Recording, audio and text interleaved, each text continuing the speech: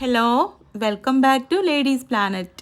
ഇന്ന് നമ്മൾ ചെയ്യുന്നത് പഴുത്ത ചക്കയും മുട്ടയും കൊണ്ട് ചെയ്തെടുക്കാവുന്ന ഒരു അടിപൊളി ഐറ്റമാണ് കേട്ടോ. നമ്മുടെ വീട്ടിൽ എപ്പോഴും ഉണ്ടാകുന്ന കുറച്ച് ഇൻഗ്രീഡിയൻസ് വെച്ചിട്ടാണ് നമ്മളിത് ഉണ്ടാക്കുന്നത്. നമുക്ക് എങ്ങനെയാണ് ഇത് ഉണ്ടാക്കുന്നത് എന്നുള്ളത് നോക്കാം.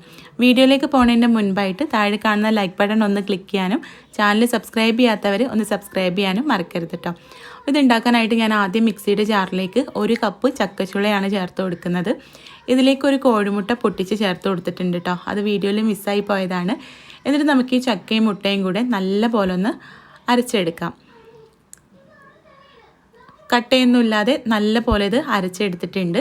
ഇതൊരു ബൗളിലേക്ക് മാറ്റാം. ഇനി ഇതിലേക്ക് മധുരമൊക്കെ ബാലൻസ് ചെയ്യാൻ വേണ്ടിയിട്ട് ഒരു നുള്ളു ഉപ്പ് ചേർത്ത് കൊടുക്കാം. 1/4 ടീസ്പൂൺ മഞ്ഞൾപ്പൊടി ചേർക്കാം. ഇതിലേക്ക് ഞാൻ ഇനി പ്രത്യേകിച്ച് മധുരമൊന്നും ചേർക്കണില്ല കേട്ടോ. അതായത് പഞ്ചസാര, ശർക്കര ഒന്നും ചേർക്കുന്നില്ല. കാരണം നമ്മുടെ ചക്കക്ക് അത്യാവശ്യം മധുരമുണ്ട്. ചെറിയൊരു മധുരത്തോടു കൂടിയാണ് ഇത് ടേസ്റ്റ് ഉണ്ടാവുക കേട്ടോ. അപ്പോൾ നല്ല പോലെ ഒന്ന് മിക്സ് ചെയ്തെടുത്തിട്ട് ഞാനിവിടെ 1/2 കപ്പ് അരിപ്പൊടി ചേർത്തിട്ടുണ്ട്. പച്ചരി കഴുകി ഉണക്കി പൊടിപ്പിച്ചെടുത്ത പൊടി, പത്തിരി ഇടിയപ്പമൊക്കെ ഉണ്ടാക്കാൻ എടുക്കുന്ന പൊടിയാണ് കേട്ടോ. ഇനി ഇതിലേക്ക് 3 ടേബിൾ സ്പൂൺ റവ ചേർക്കാം. റവ വറുത്തതോ വറുക്കാത്തതോ എടുക്കാം കേട്ടോ. എന്നിട്ട് കൈ വെച്ചിട്ട് നല്ല പോലെ ഒന്ന് മിക്സ് ചെയ്തെടുക്കാം.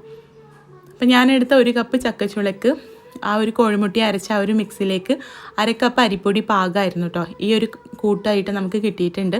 നമുക്ക് കൈ വെച്ചിട്ട് എണ്ണയിലേക്ക് നുള്ളി ഇടാൻ പറ്റണം. ആ ഒരു പരുവത്തിലാണ് കേട്ടോ മാവ് കിട്ടേണ്ടത്. കുറച്ച് അങ്ങോട്ടും ഇങ്ങോട്ടൊക്കെ വ്യത്യാസപ്പെടും. എന്നിട്ട് നമുക്കിത് റെസ്റ്റ് ചെയ്യാനൊന്നും വെക്കണ്ട. അപ്പം തന്നെ നമുക്ക് ചൂടുള്ള എണ്ണയിലേക്ക് നുള്ളിയിട്ട് പൊരിച്ചെടുക്കാം. ഇത് നിങ്ങൾക്ക് കൂടുതൽ മധുരം വേണമെങ്കിൽ കുറച്ച് ശർക്കര ഉരുക്കിയിട്ട് ശർക്കര പാനിയാക്കിയിട്ട് ചേർത്ത് കൊടുക്കാം കേട്ടോ. നമ്മൾ ആദ്യം അരച്ചെടുത്തില്ല, ആ ഒരു കൂട്ടിലേക്ക് ശർക്കരപ്പാനി ചേർത്ത് കൊടുത്താൽ മതി.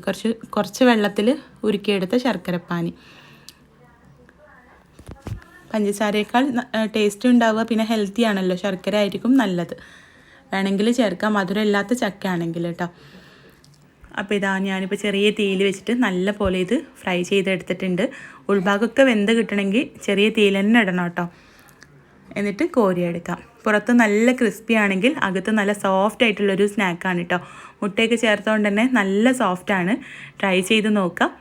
നിങ്ങൾക്ക് വേണമെങ്കിൽ ഇതിലേക്ക് ഏലക്കാപ്പൊടിയൊക്കെ ചേർത്ത് കൊടുക്കുക. ചക്കയുടെ ഫ്ലേവർ മുന്നിട്ട് നിൽക്കാൻ വേണ്ടിയിട്ട് ഞാൻ വേറെ ഫ്ലേവേഴ്സൊന്നും ചേർത്തിട്ടില്ല കേട്ടോ. അപ്പോൾ നിങ്ങൾ ട്രൈ ചെയ്യുന്ന സമയത്ത് ഫീഡ്ബാക്ക് അറിയിക്കുക. കൂടുതൽ വീഡിയോസിനായിട്ടൊന്ന് ചാനൽ സബ്സ്ക്രൈബ് ചെയ്ത് സപ്പോർട്ട് ചെയ്യാം. അപ്പോൾ നമുക്ക് അടുത്ത നല്ലൊരു വീഡിയോ ആയിട്ട് കാണാം. താങ്ക്